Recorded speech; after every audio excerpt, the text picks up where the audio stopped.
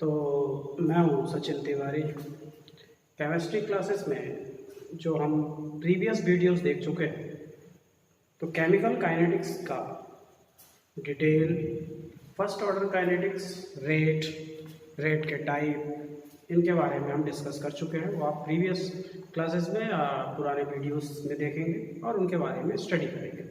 Last video में हमने जो क्लास छोड़ी है, जहाँ पर वो फर्स्ट ऑर्डर काइनेटिक्स का इंटीग्रेटेड रेट लाइक इक्वेशन पे क्लास छोड़ी थी, और हमने ये देखा था कि जो फर्स्ट ऑर्डर काइनेटिक्स है उसका integrated rate like equation 2.303 upon total time log base 10 of a upon a minus x. यहाँ तक हम पहुँच पाए थे। फिर इसमें हमने हाफ लाइफ की पढ़ाई की, फर्स्ट ऑर्डर काइनेटिक्स की जो हाफ लाइफ है, और हाफ लाइफ के बारे में हमने देखा कि फर्स्ट ऑर्डर काइनेटिक्स का जो हाफ लाइफ है वो 0.693 अपॉन के। फिर हमने इन दोनों के बीच का कोरिलेशन स्टडी किया था, और कोरिलेशन स्टडी करने के बाद हमने एक रिलेशन बनाया था कि किसी भी रिएक्शन का टोटल टाइम और half life is equal to 3.33 log base 10 of a naught upon a t। ये इक्वेशन हमारे पास था। अब इन इक्वेशंस का यूज़ करके मैंने न्यूमेरिकल भी कराया है, तो आप प्रीवियस वीडियो में इन चीज़ों को देखिए, केमिकल काइनेटिक्स या फर्स्ट ऑर्डर काइनेटिक्स में। इस रिसेंट वीडियो में हम अब पढ़ने वाले हैं इसी फर्स्ट ऑर्डर काइनेटिक्स के इक्वेशन का और मल्टीपल यूज़, और इसको किस तरीके से हम एक्सप्रेस कर सकते हैं और किस तरीके से पढ़ सकते हैं। ओके, तो जो फर्स्ट ऑर्डर काइनेटिक्स के इक्वेशन हमारे पास थे, इसके कुछ हमने न्यूमेरिकल्स भी किए थे, और न्यूमेरिकल्स करने के बाद हाफ लाइफ और इनके बीच का कोरिलेशन देखने के बाद हमें ये महसूस हुआ कि यार इनके क्वेश्चन बहुत टफ तो नहीं आते, लेकिन थोड़ा सीरियसली इनको ध्यान देना तो पड़ता है। क्लियर? तो आगे बढ़ें। अब हमने जो फर्स्ट ऑर्डर काइनेटिक्स का इक्वेशन देखा, तो इसी इक्वेशन को थोड़ा सा रीडिज़ाइन करें कि जैसे मैंने कहा फर्स्ट ऑर्डर काइनेटिक्स में जो इक्वेशन है 2.303 upon total time log base 10 of a upon a minus x. अब इस इक्वेशन में अगर मैं ये कहूँ आपको कि इक्वेशन फर्स्ट ऑर्डर काइनेटिक्स में कि यार कोई रिएक्शन हो रही है और उसका 90% डिकम्पोज हुआ है, 10%, 20%, तब तो अपन को ईजी था कि अपन ने परसेंट में क्वेश्चन दिया होता है, तो a की वैल्यू 100 लेके फिर x की वैल्यू जितने अमाउंट प्रोडक्ट में बदला है वो रख के वैल्यू सॉल्व करते हैं। अगर क्वेश्चन ये आ जाए कि कोई रिएक्शन हो रही है और उसमें 1/nth fraction of the reactant का 1/nवां हिस्सा 1/nth fraction of the reactant is change into the product, तब फिर हम क्या करेंगे?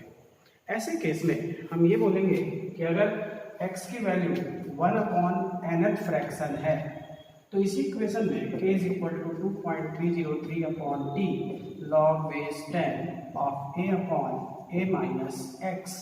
तो जो x है वो a का nth फ्रैक्शन है, तो x की वैल्यू आप रख दोगे a अपॉन n।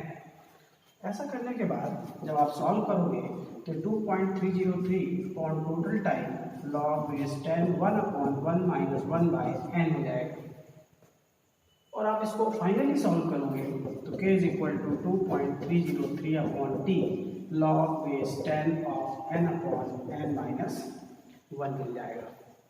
तो फर्स्ट ऑर्डर काइनेटिक्स में अगर कोई न्यूमेरिकल आप कर रहे हो और क्वेश्चन में 1/nth fraction of the initial concentration mention किया गया है वो, तो ऐसे केस में आप ये तरीका अपनाओगे, और इस तरीके को अपनाने के बाद आपको एक सिंपल सा इक्वेशन मिलेगा। अब इसमें जब न्यूमेरिकल आते हैं तो लोगों को दिक्कत आती है, क्योंकि लोग अगर फार्मूले को आप रटोगे तो 1/nth फ्रैक्शन दिया जाता है, और ये जो n/n माइनस 1 है, तो यहाँ पे अब क्वेश्चन में डेटा 1/n का दिया होता है, अब फार्मूला n में दिया है, तो क्या होता है फार्मूले को एप्लीकेशन कैसे करना है वो तभी बनता है जब आप फार्मूले को डिराइव करना सीख जाते हो। अगर आप फार्मूले को डिराइव करना नहीं सीखते हो और डायरेक्ट रट के फार्मूले में वैल्यू रखने की कोशिश करते हो, तो ऐसे दिक्कत होती है, क्वेश्चन का आंसर आ नहीं पाते, बहुत दिक्कत आती है। कैसे क्वेश्चन करेंगे? जैसे एक सिंपल सा क्वेश्चन अगर मैं बोलूँ कि let in a first order kinetics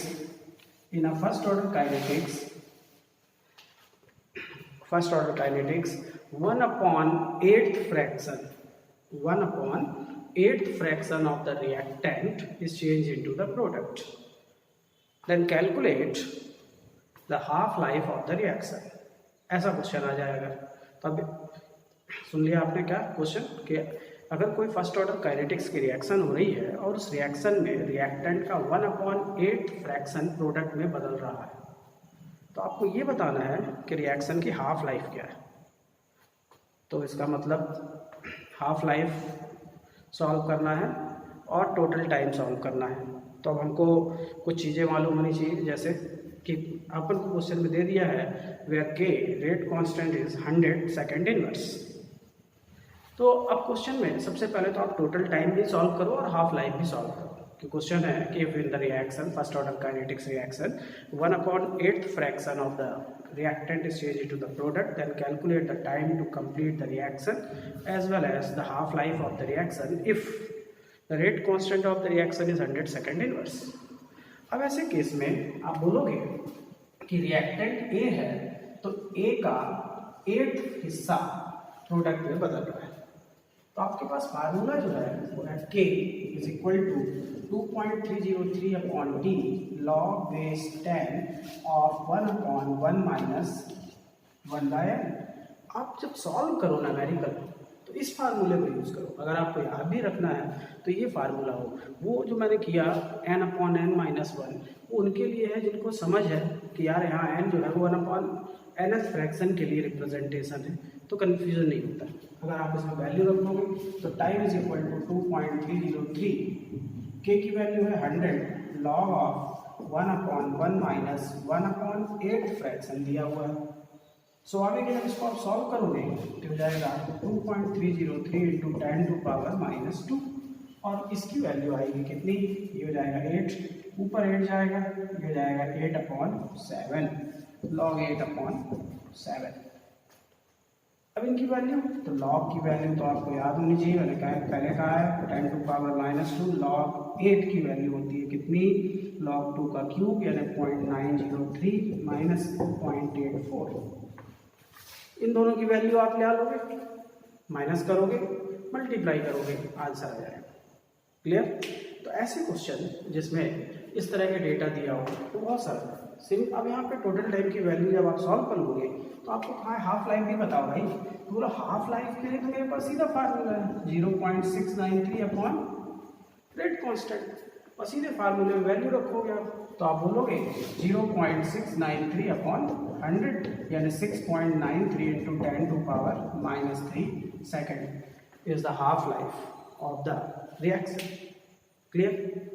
तो आपको बस इतना ख्याल रखना है कि जब फर्स्ट ऑर्डर काइनेटिक्स के हम न्यूमेरिकल्स कर रहे होते हैं तो ऐसे केस में न्यूमेरिकल करते समय फार्मूले को रटने की जगह फार्मूले को डिराइव करते बनना चाहिए। जब आप डिराइव करके फार्मूले को यूज़ करते हो तो आप उसको प्रॉपर यूज़ कर पाते हो, क्योंकि काइनेटिक्स के न्यूमेरिकल्स करने के लिए आपको थ्योरी की समझ तो होनी चाहिए परफेक्ट, साथ ही साथ आप फार्मूला आया कैसे ये बनना चाहिए। क्लियर?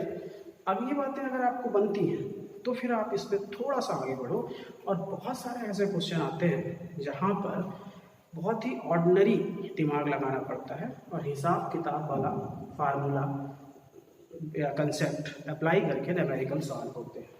जैसे कि अगर ये कहा जाए कि यार कोई रिएक्शन है और उसका हाफ लाइफ आपको मालूम हो गया है, आपने पढ़ लिया है कि हाफ लाइफ का मतलब वो टाइम है जिसमें किसी भी रिएक्शन में रिएक्टेंट का कंसंट्रेशन हाफ हो जाता है, तो उस टाइम को हम हाफ लाइफ कहते हैं। हाफ लाइफ का हमने डेरिवेशन भी देख लिया है कि हाफ लाइफ का डेरिवेशन जब करते हैं तो हमारे पास इक्वेशन आता है 0.693 अपॉन के, जो कि प्रीवियस वीडियो में मैंने बताया है। अब आपको इस फार्मूले में मैंने आपको लास्ट क्लास में ये भी बता दिया, आज भी बताया कि हाफ लाइफ और टोटल टाइम का रिलेशन क्या है। तो आप बोलोगे T/T ½ is equal to 3.33 to log of 10 A/A minus x। Simple equation 0.693 upon k आपको मालूम है। अब इसी इक्वेशन को थोड़ा डिज़ाइन कर देते हैं, और मैं बोलूँ कि यार कोई न्यूमेरिकल आता है उसमें हिसाब किताब वाले ऑर्डिनरी क्वेश्चन कैसे किए जाते हैं। जैसे आप थोड़ा सा दिमाग लगाओ, मान लेते हैं कि initial concentration of the reactant is A0, reactant का इनिशियल कंसंट्रेशन ए नॉट है। क्लियर। अब मैं ये कहता हूँ कि अगर फर्स्ट हाफ लाइफ हुई यानी पहला हाफ लाइफ हुई तो कितना बचेगा, तो आप तुरंत बोल दोगे यार फर्स्ट हाफ लाइफ हुई, हाफ लाइफ में आधा हो जाता है तो जितना दिया है ए नॉट उसका हाफ हो जाएगा। क्लियर। तो अब मैं बोलूँ कि यार ऐसा है कि amount remaining after first half life बताओ, तो आप बोलोगे कितना सरल है ये, तो A T is equal to A naught upon 2। बहुत सरल। चलो अच्छा ऐसा करो, amount remaining after second half life बताओ, तो बोलोगे यार फर्स्ट हाफ लाइफ में आधा हो जाता है, हाफ हो जाता है, तो सेकेंड हाफ लाइफ में हाफ का हाफ हो जाएगा, और हाफ का हाफ का मतलब 1/4 हो जाएगा। तो बोलोगे अच्छा ऐसे केसेस में A T is equal to A naught upon 4 हो जाएगा, और ए नॉट अपॉन 4 को आप लिख सकते हो ए नॉट अपॉन 2 का स्क्वायर। क्लियर। इसी तरह का बोलो थर्ड हाफ लाइफ का बताओ, बोलोगे तो और सरल हुआ कि 3 हाफ लाइफ हुआ, तो अब बोलोगे यार अब उसका भी आधा यानी ए नॉट बाई 8 हो जाएगा। ए नॉट बाई 8 को आप क्या लिख सकते हो, ए नॉट बाय 2 की पावर 3, यानी देख रहे हो ये 2 की पावर 1, 2 की पावर 2 और 2 की power 3। First half life n तो 2 की पावर 1 है, सेकेंड हाफ लाइफ तो 2 की पावर 2 है, कॉमन सेंस है, और थर्ड हाफ लाइफ तो 2 की पावर 3 है।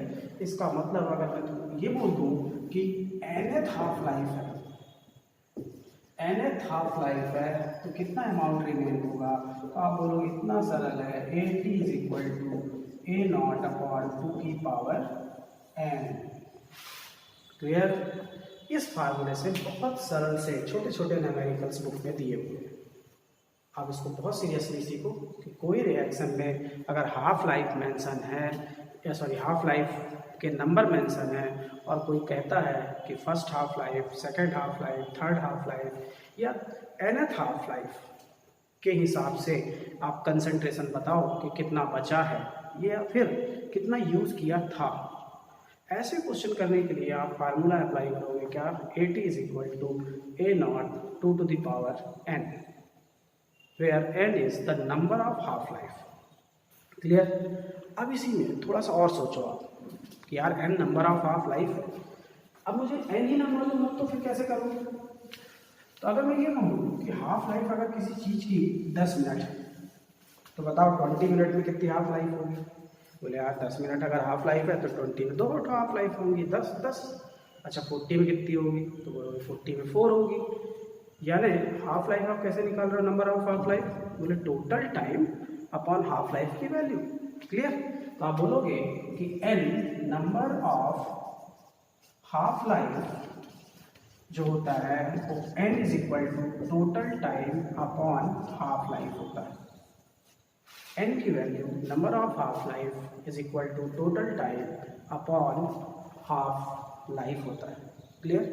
अब आप ध्यान दो कि अभी थोड़ी देर पहले जब हमने फार्मूला लिखा था t upon T half is equal to 3.33 log of A naught upon A T, वहाँ पे भी आप इस फार्मूले को यूज़ कर सकते हो, t upon T half is equal to n number of half life. तो आप फिर ये फार्मूले लिख सकते हो क्या कि n is equal to T half T upon T half is equal to 3.33 log of A naught upon A T, यानी वो इक्वेशन जो थोड़ी देर पहले मैंने बताया है आपको, आप यहाँ पे ये जान गए कि n number of half life है जब और n is equal to T upon T half होता है, तो आप उस फार्मूले को इस फार्मूले से भी कोरिलेट कर सकते हो।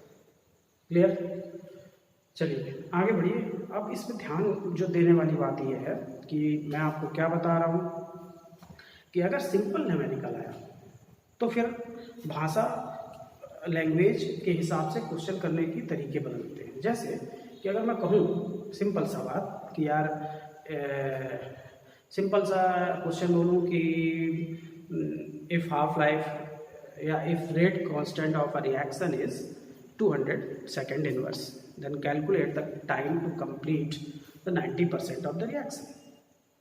ये क्वेश्चन की भाषा अलग है।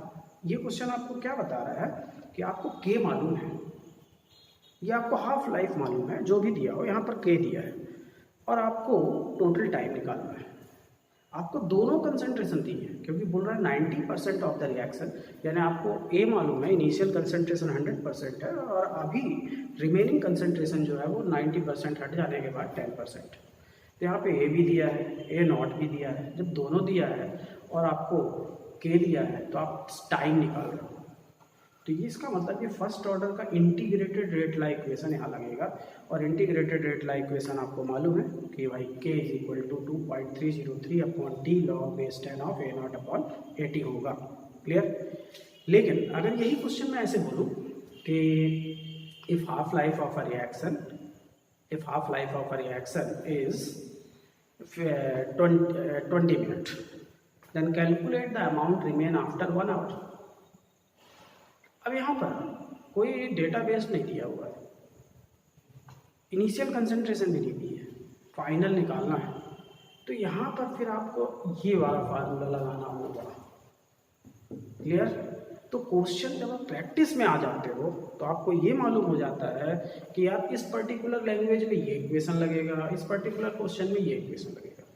तो जो मैंने अभी सेकंड क्वेश्चन आपको बोला है वो क्या है कि if half life of a reaction is 20 minute, if half life of a reaction is 20 minutes, then calculate the amount remain after 1 hour। ऐसा सिंपल सा क्वेश्चन दे दिया तो आप बोलोगे कि टोटल टाइम 1 आवर दिया है, जिसका मतलब मिनट्स में क्वेश्चन बदलना है 60 मिनट है, और हाफ लाइफ की वैल्यू 20 मिनट्स है। तो number of half life total time upon half life is equal to 60 upon 20 is equal to 3 होगा।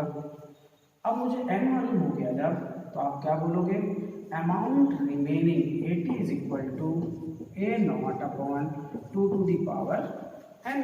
सिंपल सा फार्मूला लगाओगे तो बोलोगे ए नॉट अपॉन 2 की पावर 3 यानी ए नॉट अपॉन 8, यानी amount remaining is a naught upon 8।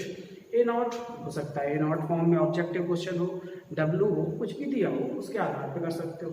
और अगर कोई बोले कितने परसेंट बचा है तो 1/8 को आप परसेंट में बदल लोगे, बोल दोगे 12.5% अमाउंट रिमेनिंग है और 87.5% अमाउंट प्रोडक्ट में बदल चुकी है। क्लियर? अब इसी में एक क्वेश्चन आपको दिमाग लगाने के लिए अगर मैं कहूँ तो उस क्वेश्चन को सुनिए आप और उसका आंसर मुझे बताइए और अभी करिए, दिमाग लगाइए। क्वेश्चन है, ध्यान से सुनिएगा कि calculate the amount remain after half time of half life. समझे आप क्वेश्चन? क्वेश्चन है calculate the amount remain after half time of half life. Half time of half life के बाद कितना अमाउंट रिमेन होता है वो बताओ। Let initial concentration is W, small w। ये क्वेश्चन है। क्वेश्चन सुन लिया आपने? क्वेश्चन है कि calculate the amount remain after half time of the half life is if the initial concentration is W not. फिर मैं ऑप्शन दे देता हूँ कि amount remain is W not upon W upon 2 है, √2 अपॉन √2W है, W/√2 है, या W upon 2√2। ये 4 ऑप्शन आपके पास हैं और आपको ये बताना है कि calculate the amount remain after half time of the half life. आप 30 सेकेंड लीजिए और 30 सेकेंड लेने के बाद आप इस क्वेश्चन को सॉल्व करके अभी आंसर बताइए। तो क्या कहते हैं, आंसर आया? क्वेश्चन क्या था कि calculate the amount remain after half time of the half life. Half time of the half life के बाद कितना अमाउंट रिमेन होगा। अगर किसी ने किया होगा ध्यान से तो आंसर ये आएगा सी। कैसे आएगा बोलोगे, half life is T half but total time is the half of the half life. Half life का आधा, तो टोटल टाइम की वैल्यू दी है हाफ लाइफ का हाफ। तो n निकालोगे, बोलोगे total time upon half life, और टोटल टाइम की वैल्यू दी है T half upon 2 whole upon T half is equal to 1/2, यानी n की वैल्यू आई 1/2। और जब n की वैल्यू आई 1/2 तो आप इतने समझदार हो कि यार फार्मूला बोलोगे AT is equal to A0 upon 2 की पावर n। A0 की वैल्यू W दे रखा है 2 की पावर 1/2, तो W/√2, यानी हाफ लाइफ के हाफ टाइम के बाद जो रिमेनिंग अमाउंट होगी वो W/√2 होगी। क्लियर? दिमाग चलेगा? चलिए एक और क्वेश्चन आप समझिए, उसको कोशिश करिए बनने की। कि मैं अगर कहूँ कि if half life of a reaction is 30 minute, समझिएगा, half life of a reaction is 30 minute and today at this time today its 1 gram amount is remain. Today its 1 gram amount is remain, then calculate the time when its 20 gram amount was used. क्या समझे कि अगर कोई reaction है और उसकी half life 30 minute, कोई reaction है और उसकी हाफ लाइफ आपने कह दिया 30 मिनट, तो आपको ये बताना है कि अगर आज उसका 1 ग्राम अमाउंट बचा है, तो आपको ये बताना है कि कितने समय पहले वो 20 ग्राम था। समझ गए ये बात? कि अगर half life of the reaction जो है वो 30 मिनट है और आज अभी उसका 1 ग्राम अमाउंट बचा हुआ है, तो आपको ये बताना है कि कितने समय पहले वो 20 ग्राम था। यहाँ क्या क्या दिया है? बोले यार यहाँ पर 20 ग्राम था का मतलब वो इनिशियल कंसंट्रेशन है। वो इनिशियल कंसंट्रेशन कितनी दी हुई है? वो दी हुई है 20 ग्राम। क्लियर? आज कितना बचा है? 1 ग्राम। तो ये है concentration at time t। Half life कितनी दी हुई है? 30 मिनट। और पूछ रहा है टोटल टाइम कितना होगा। अब आप खुद बताओ ये क्वेश्चन कैसे कर पाओगे। चलो, अगर मैं कहूँ कि मैं इस इक्वेशन को यूज़ करूँगा और AT is equal to A0 2 to the power n लगा दूँगा, तो n की value total time upon half life होती है। अब इसमें मुझे हाफ लाइफ तो मालूम है लेकिन t नहीं मालूम, तब मैं फंस जाऊँगा। अब मैं क्वेश्चन इस फार्मूले से तो कर ही नहीं पाऊँगा। तब आपको दिमाग लगाना होगा कि यार फिर मेरे पास कोई तो एक तरीका है। तो आप बोलोगे हाँ, इंटीग्रेटेड रेट लॉ इक्वेशन लगाओ। और इंटीग्रेटेड रेट लॉ इक्वेशन में मैंने जो आपको फार्मूला प्रूव कराया है, relation between total time and half life का इक्वेशन लगाओ, देखो आंसर विद इन 30 सेकेंड आ जाएगा। कैसे? देखिए, मैंने अभी आपको बताया और प्रीवियस वीडियो में भी बताया कि अगर इंटीग्रेटेड रेट लॉ इक्वेशन में k is equal to 2.303 upon total time log base naught 10 A0 upon 80 है, ये इक्वेशन आपके पास था। आपको ये भी मालूम था कि k is equal to 0.693 upon t½ है। तो आपने इनका कोरिलेशन कर दिया था, मैंने प्रूव कराया था।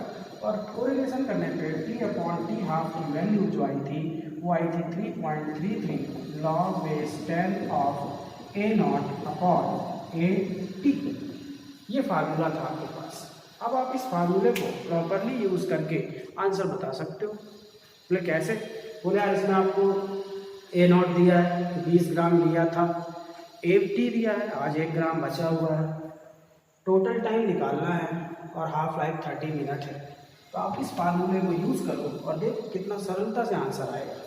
कर पाओगे आप?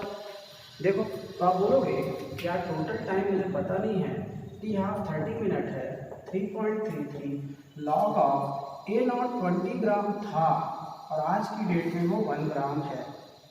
बस अब वैल्यू रखने की ज़रूरत है। तो total time is equal to 30 into 33 log of 20। अब आप लोग लॉग 20 की वैल्यू तो जानते होंगे, कैसे निकालोगे मालूम है? इसको अप्रॉक्सीमेशन करना है 100 पर। log 20 का मतलब मेरे को अगर याद नहीं है तो क्या करूँगा, चलो मैंने उस दिन आपको बताया था कि log 1 से 10 तक तो याद कर लो, 20 है तो log 2 इंटू 10 कर लो, और log 2 इंटू 10 का मतलब log 2 प्लस log 10 हो जाएगा।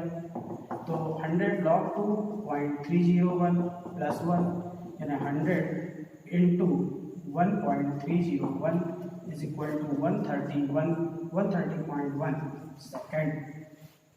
यानी अगर कोई रिएक्शन फर्स्ट ऑर्डर काइनेटिक्स की हो रही है और उसमें आपको हाफ लाइफ दिया है, टोटल टाइम निकालना है, तो ये फार्मूला ऐसे लगाना है। सबसे इम्पोर्टेंट चीज़ ये होती है कि न्यूमेरिकल्स तभी बनेंगे जब आपके पास दो दिमाग में मंत्र हो। पहला, फार्मूला रटना नहीं है, डिराइव करते बनना चाहिए। दूसरा, क्वेश्चन को भाषा को समझना पड़ता है और क्वेश्चन की लैंग्वेज को समझ के हम कौन सा फार्मूला अप्लाई करें, इसकी बुद्धि होनी चाहिए। और ये कैसे आता है? प्रैक्टिस से आता है। आप प्रैक्टिस करोगे तो ये चीज़ें आपको बनेंगी कि यार अगर मैं कोई क्वेश्चन कर रहा हूँ तो फर्स्ट ऑर्डर काइनेटिक्स का है, तो कब मैं AT is equal to A0/2 की पावर L लगाऊंगा, कब मैं इस फार्मूले को लगाऊंगा, कब काइनेटिक्स का equation for integrated rate law equation लगाऊंगा। ये सब कुछ तब बनेगा जब आप इनसे जूझोगे और उसके बाद आप कैलकुलेशन में इनका एप्लीकेशन कर पाओगे। क्लियर? तो बहुत सरल है, इसको आप समझ सकते हो, कर सकते हो। तो ऐसे क्वेश्चन आपके बहुत सारे दिए बन जाएगी बात। चलिए इसमें और आगे बढ़े। जब मैंने फर्स्ट ऑर्डर काइनेटिक्स में आपको हाफ लाइफ का फार्मूला डिराइव कराया था प्रीवियस वीडियो में, तो याद करिए मैंने आपको कुछ चीज़ें बताई थी, वो फिर से रिवाइज करा देता हूँ कि मैंने कहा था कि जब half life of the first order kinetics आप सॉल्व कर रहे थे तो इक्वेशन मिला था k is equal to 0.693 upon t half, या फिर half life is equal to 0.693 upon k। अब आप यहाँ ध्यान देने के लिए आपको ये ज़रूरत है कि half life is equal to 0.693 upon k है। अगर 0.693 upon k is equal to half life, तो 0.693 is a number and k is a constant. इसका मतलब जो half life of the first order kinetics है वो कभी भी कंसंट्रेशन ऑफ रिएक्टेंट पे डिपेंड नहीं करती है। Clear? Half life of the first order kinetics not depend upon the concentration of the reactant at all. बाकी ऑर्डर क्या करते हैं वो अभी छोड़िए, सिर्फ फर्स्ट ऑर्डर पे कंसंट्रेट करिए कि फर्स्ट ऑर्डर की रिएक्शन कंसंट्रेशन पे डिपेंड नहीं करती है। क्लियर हुई बात? तो जब ये कंसंट्रेशन पे डिपेंड नहीं करती है तो इससे कैसे क्वेश्चन बनते हैं वो आपको पहले भी बताया है। अब मैं एक ऐसा फार्मूले को यूज़ कराना चाहता हूँ आपको, क्योंकि इसमें न्यूमेरिकल रेशियो आता है, ठीक है, और उस रेशियो को अप्लाई कर सकते हैं अपन और उससे आधार पे कैलकुलेशन कर सकते हैं। रेशियो कैसे? कि जब हमको ये मालूम हो गया कि half life of the first order kinetics not depend upon the concentration, तो फिर हम इसको अलग अलग हाफ लाइफ, कौन कौन सी half life, zero order, first order, second order, third order, इन तीनों हाफ लाइफ के लिए इसको एक समरी बेस्ड एक ऐसा रिलेशन बना लें जो कि ऑब्जेक्टिव क्वेश्चन करने के काम आए। सब्जेक्टिव में इनका बहुत रोल नहीं है, थ्योरी में भी बहुत रोल नहीं है। थ्योरी में तो बस इतना ही रोल है कि आप अलग अलग के लिए क्वेश्चन आ जाए कि बोले यार फर्स्ट ऑर्डर के लिए क्या होगा, जीरो के लिए क्या होगा, सेकंड थर्ड के लिए क्या होगा, तो आप बता पाओगे। क्लियर? चलिए ध्यान दीजिए, मैंने कहा कि half life of the first order reaction not depend upon the concentration, depend नहीं करता। तो आप एक फार्मूले को नोट कर लो, दिमाग में इसको फीड कर लो कि अगर मान लो nth हाफ लाइफ है या n की वैल्यू 0 से लेके 3 तक है, तो relation between half life and order of the reaction, relation between half life and order of the reaction with respect to the concentration.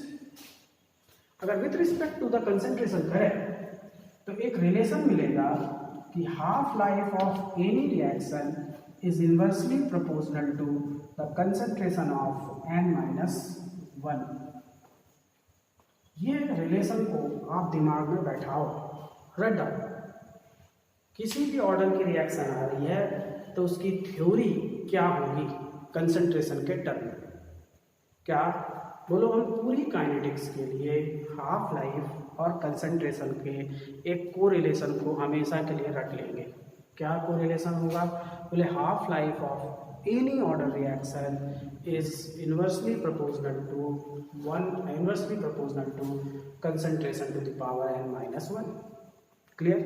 जब आपको ये फार्मूला दिमाग में बैठ गया तो आप इस फार्मूले को यूज करो। और कोई बोले कि n is equal to 0 order के लिए बताओ भाई, अगर आपको बनता है कि कंसंट्रेशन और हाफ लाइफ में क्या रिलेशन होगा, तो आप बोलोगे इतना सरल रिलेशन मुझे मालूम है, तो T half directly proportional to 1 upon concentration 0-1, यानी इन्वर्सली प्रोपोर्शनल टू कंसंट्रेशन, तो डायरेक्ट आ जाएगा 0 ऑर्डर के रिएक्शन में T half directly proportional to concentration. यानी जितनी भी 0 ऑर्डर की रिएक्शन होती हैं उनमें पहली बात तो मैंने आपको ये बोला था कि 0 order reaction not depend, 0 order reaction में जो कैलकुलेशन करते हैं तो वो 0 ऑर्डर की रिएक्शन में जो k की वैल्यू आती है वो चीज़ें मैंने अभी डिराइव करना बाकी है ना। लेकिन ये इम्पोर्टेंट बात हो गया कि 0 ऑर्डर रिएक्शन की जो रेट है और 0 ऑर्डर रिएक्शन का हाफ लाइफ, इन पे दो बातों को दिमाग में बैठाना है। क्या? कि rate of the 0 order reaction never depend upon the concentration. Important बात क्या है कि 0 ऑर्डर रिएक्शन की रेट कभी कंसंट्रेशन पे डिपेंड नहीं करती। एकदम दिमाग में इस चीज को क्रिस्टल क्लियर कर लो, ओके। लेकिन 0 ऑर्डर की हाफ लाइफ कंसंट्रेशन के प्रोपोर्शनल होती है। 0 ऑर्डर की हाफ लाइफ कंसंट्रेशन के प्रोपोर्शनल, ओके। तो ये बातें क्लियर हो गई कि 0 ऑर्डर की हाफ लाइफ कंसंट्रेशन के क्या है? प्रोपोर्शनल है। बट 0 ऑर्डर की रेट कभी भी कंसंट्रेशन पे डिपेंड नहीं करती। एकदम दिमाग में इसको क्लिक कर, एकदम दिमाग में बैठा लो बात कि जब भी ये क्वेश्चन आएगा तो इसका आंसर मैं बहुत इजीली सॉल्व कर पाऊंगा। क्लियर है बात? अब यही चीज़ अगर मैं बोलूँ फर्स्ट ऑर्डर के लिए करो, आप बोलोगे n इज इक्वल टू अगर 1 है तो T half proportional to 1 upon concentration to the power 1-1 concentration 0, यानी T half not depend on the concentration of the reactant. यानी फर्स्ट ऑर्डर रिएक्शन में, अब ध्यान से सुनना, 0 ऑर्डर इधर फर्स्ट ऑर्डर, 0 ऑर्डर की रेट कंसंट्रेशन पे डिपेंड नहीं करती। 0 ऑर्डर की रेट कभी भी कंसंट्रेशन पे डिपेंड नहीं करती, लेकिन फर्स्ट ऑर्डर की रेट कंसंट्रेशन के डायरेक्टली प्रोपोर्शनल है। दूसरी बात, 0 ऑर्डर का टाइम, 0 ऑर्डर की हाफ लाइफ कंसंट्रेशन पे डिपेंड नहीं करती, लेकिन फर्स्ट ऑर्डर का 0 ऑर्डर की हाफ लाइफ कंसंट्रेशन के प्रोपोर्शनल है, लेकिन फर्स्ट ऑर्डर की हाफ लाइफ कंसंट्रेशन पे डिपेंड ही नहीं करती। यानी ये दो चीज़ें हैं। अब इनको आप मैथमेटिकली अगर अप्रोच करते हो तो ये तो सरल है, लेकिन अगर इसको आप रट्टा मारोगे तो कंफ्यूजन आ जाएगा। फिर से एक बार बोल रहा हूँ, ध्यान से सुनिए कि 0 ऑर्डर की रिएक्शन कंसंट्रेशन पे डिपेंड नहीं करती, लेकिन 0 ऑर्डर की हाफ लाइफ कंसंट्रेशन के डायरेक्टली प्रोपोर्शनल होती है। दूसरी बात, फर्स्ट ऑर्डर की रिएक्शन जो होती है तो फर्स्ट ऑर्डर की रिएक्शन रेट के डायरेक्टली प्रोपोर्शनल होती है, लेकिन फर्स्ट ऑर्डर का हाफ लाइफ कभी भी कंसंट्रेशन पे डिपेंड नहीं करता। जो क्वेश्चन आने हैं वो फर्स्ट ऑर्डर और 0 ऑर्डर के लिए ही आने हैं, इसलिए आप इस पर परफेक्ट हो जाओ कि यार मैं फर्स्ट ऑर्डर और 0 ऑर्डर में एकदम क्रिस्टल क्लियर हूँ, कोई पूछ ले बता दूंगा। अब बात आई सेकंड और थर्ड ऑर्डर की, तो बहुत इजी होता है। सिमिलरली आप बोलोगे सेकंड ऑर्डर के लिए आएगा तो टी हाफ प्रोपोर्शनल टू 2-1 यानी 1 अपॉन कंसंट्रेशन ही बचेगा। और अगर थर्ड ऑर्डर के लिए आएगा तो आप बोलोगे T half proportional to 1 upon concentration to the power 3-1 यानी T half proportional to 1 upon concentration का स्क्वायर। क्लियर हुई बात? तो क्या मैंने बताया, समरी क्या है, फिर से सुनिए, दिमाग में इसको बैठाइए, खूब मनन करिए, खूब सोचिए, बनने लगेगा। लेकिन रट्टा मारोगे तो नहीं बनेगा। क्या कि एक हमारे दिमाग में फार्मूला बैठाना है कि half life of nth order reaction is directly proportional to 1 upon concentration to the power n-1 where n is the order of the reaction. Clear? इस फार्मूले को यूज़ करने पे अगर मैं जीरो ऑर्डर के लिए फार्मूले को लगाऊंगा तो half life directly proportional to concentration आएगी।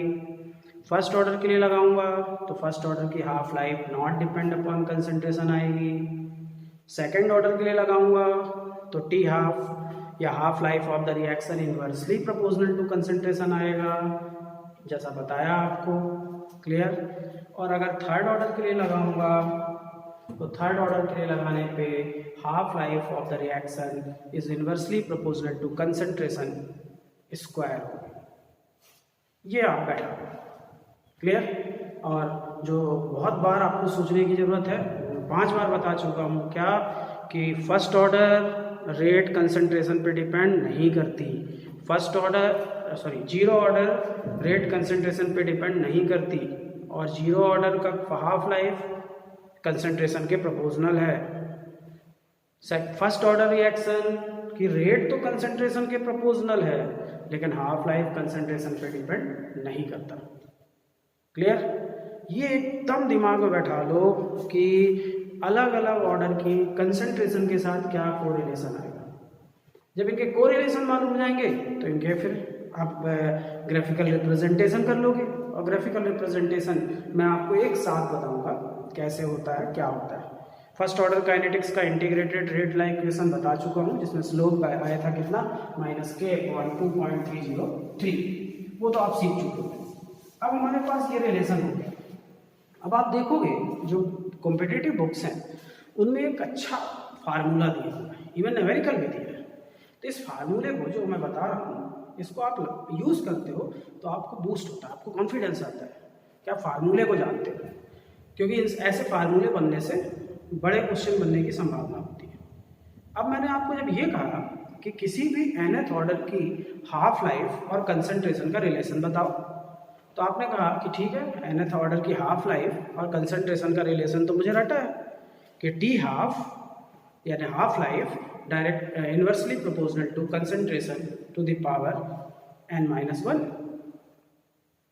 अब इस फार्मूले को यूज करके अगर मैं ये कहूँ क्या मेरे को ऑर्डर निकालना है, 2 टाइम आपके पास है, 2 हाफ लाइफ दे दूँ और केसेस क्रिएट कर दूँ और बोलूँ ऑर्डर निकालो, उसका फार्मूला बनाओ, तो आपको मैं एक कंडीशन देता हूँ कि हम एक फार्मूला डेराइव करने वाले हैं, क्या, relation between the half life and order of the reaction where we need to calculate the value of order. तो आप इसमें एक कंडीशन क्रिएट कर लो कि मान लो कि अगर मैं ऑर्डर निकालना चाहता हूँ और मेरे पास T half proportional to 1 concentration to the power n-1, तो कैसे आप ऑर्डर निकालोगे? स्वाभाविक बात है, ऐसे केस में ऑर्डर निकालना थोड़ा कठिन काम हो जाएगा। स्वाभाविक है, लॉग करना पड़ेगा, कांस्टेंट आएगा, फिर कांस्टेंट की क्या आएगा, फिर उस कांस्टेंट की क्या वैल्यू आएगी, क्यों? क्योंकि ये कोई डिराइव्ड इक्वेशन नहीं है, ये थ्योरी को मैथमेटिक्स में बदल दिया गया है। जो बड़े बड़े राइटर्स हैं, जो बहुत सर्वज्ञ लोग हैं, उनने अपन को ये कंसेप्ट दे दिया है और ईजी कर दिया है, जिससे हम इसको यूज़ करके और ईजी कर पाते हैं। तो अब इसी फार्मूले में कोई कांस्टेंट तो है नहीं, तो क्या करें? बोले यार इसके लिए आप 2 केस कैरी करो, 2 केस क्रिएट करो। मैं बोलता हूँ कि लेट मान लो कि T half life of 2 half life of reaction are given, 2 half life of the reaction are given, which are T1, T half first and T half second, where their concentration are C1 and C2. Then calculate the order of the reaction. Clear? अब आपको ये clear हो रहा है कि मैं क्या बता रहा हूँ कि एक ऐसी कंडीशन कैरी कर लो जिसमें 2 हाफ लाइफ दी हुई है, T half first, T half second, 2 concentration दी है, सी फर्स्ट कंसंट्रेशन और सेकेंड कंसंट्रेशन। तो फिर मेरे को आप ऑर्डर का फार्मूला बताओ। बोले यार अब इस फार्मूले को कैसे बनाया जाए, तो दिमाग लगाना पड़ेगा और उसको, तो ठीक है। अब इसमें 2 फार्मूले क्रिएट करने के लिए लेट मैं ये कह दूं कि टी हाफ फर्स्ट, पहला case, is inversely proportional to first concentration to the power n-1। ये मेरा हो गया equation 1। Second case, T half second inversely proportional to second concentration to the power n-1। ये मेरा हो गया सेकंड केस। अब इन दोनों केसेस को मिला दो और मेरे को n की वैल्यू ला के दिखाओ। क्या दिमाग लगाओगे? देखो, मैं बोलूँगा कि T half first upon T half second, दोनों को रेशियो में कर लेते हैं तो अपने आप कांस्टेंट, हाइपोथेटिकल कांस्टेंट कैंसिल हो जाएगा। इज इक्वल टू C2 लिख दे रहा हूँ, कंसंट्रेशन 2 को, upon C1 to the whole power of क्या, n-1। क्लियर? अब आप सोचो क्या करें। जब कोई इक्वेशन एक्सपोनेंशियल फॉर्म में हो और उसको सिंपल इक्वेशन में बदलना हो तो हमारे पास सबसे सरल तरीका होता है लॉग ले लो, taking the log of the equation. क्योंकि मुझे n लाना है और n एक्सपोनेंट में है और उसको नंबर फिगर में सॉल्व करना है तो मैं इक्वेशन का लॉग करूँगा। तो बाय टेकिंग ऑफ लॉग तो ये क्या हो जाएगा, log of T half first whole upon log of T half second is equal to n-1 log of C2 whole upon log of C1।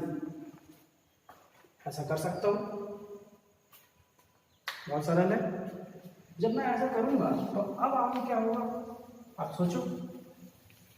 ऐसा करने पे अब मैं चाहूँ तो मेरे को लाना है n-1 में n, तो ये वैल्यू को इधर ले आ रहा हूँ अगर, तो ये क्या हो जाएगा, n-1 is equal to log of T half first minus log of T half second. क्यों ऐसा कर दिया, क्योंकि log a अपॉन b is equal to log a minus log b, log of C2 minus log of C1। अब मुझे लाना क्या है, n, तो n की वैल्यू क्या आएगी, बोले log of T half first case minus log of T half second case whole upon log of C2 minus log of C1। आगे क्या कर दूंगा, +1। तो ये फार्मूला है। अगर किसी इक्वेशन में मुझे ऑर्डर निकालना है और हाफ लाइफ के अलग अलग दो केसेस दे दिए जाएं, दो कंसंट्रेशन दे दी जाए, तो मैं फार्मूले को कैसे सॉल्व करूंगा। तो यहाँ पर ये छोटा सा फार्मूला लगेगा, छोटा मतलब है तो दिखने में बड़ा, लेकिन ये है कि ऐसे न्यूमेरिकल बुक में हैं तो आपको आइडिया हो जाता है कि हाँ ऐसे क्वेश्चन बनने की संभावना ठीक है।